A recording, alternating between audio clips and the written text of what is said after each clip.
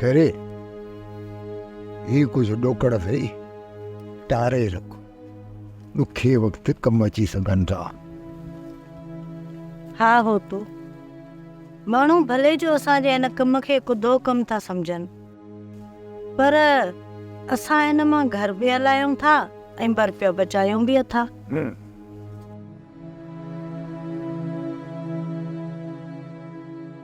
खैर ॾिस असीं पंहिंजो पाण में वेठा आहियूं।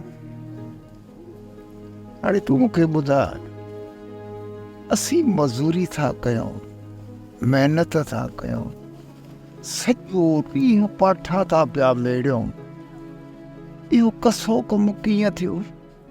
हाणे ॾिस, जॾहिं असीं ॻोठ हूंदा हुआसीं, सॼो साल असांजूं अखियूं फसल में टंगियूं पियूं। जेकॾहिं फसल सुठो थींदो त कर्ज़ पखा बि लही वेंदा, ॾही वठी जान बि छॾाईंदासीं। पर ख़ुदा ख़ासा फसल को कसो थींदो पोइ त साईं कर्ज़ पोयां बि ॻिचीअ में हूंदा।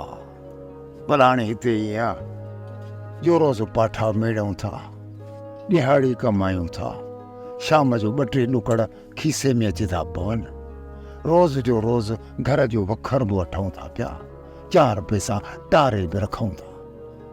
मुंहिंजी ॻाल्हि सम्झी थी पई न? असां न जेकॾहिं ईअं लाॻीतो कमु कयोसीं त महीने ॾेढ में असां न्याणीअ जो ॾाज बि इकठो करे वेंदासीं। न्याणीअ था यादि आयो, या सारी सिकी लथी हूंदी किथे?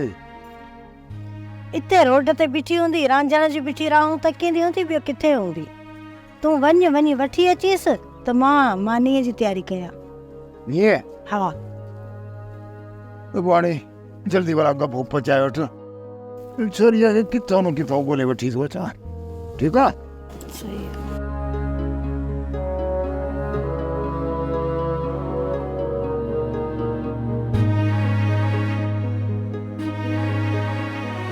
अॼु बि सिज लही वियो आहे, अखियूं सॼणनि खे तकींदियूं रहियूं, पर कंहिंजो बि ओलड़ो ज़ाहिर न थियो। राणी न ॼाण त जुदाई ऐं इंतज़ार जूं घड़ियूं कॾहिं ख़तमु थींदियूं।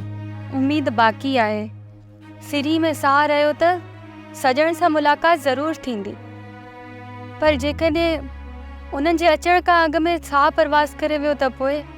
राणी खोरी जान जतन था, अचु त हलूं।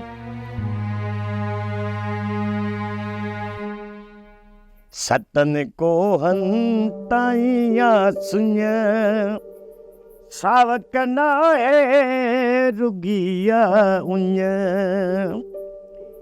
जगियूं बकरियूं मरी वयूं उञ थी व्यासी पा काछे में खिलो किवड़ियूं वसो बादल करे कड़का काछे में।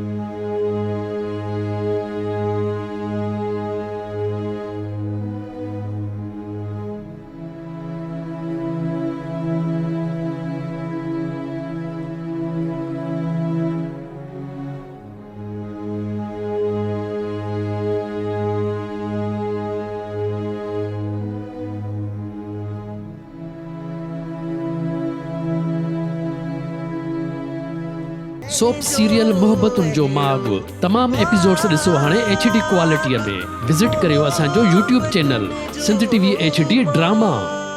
सब्सक्राइब कयो असांजो official YouTube channel Sindh TV HD drama ऐं वधीक अपडेट लाइ बेल आइकन खे क्लिक करियो।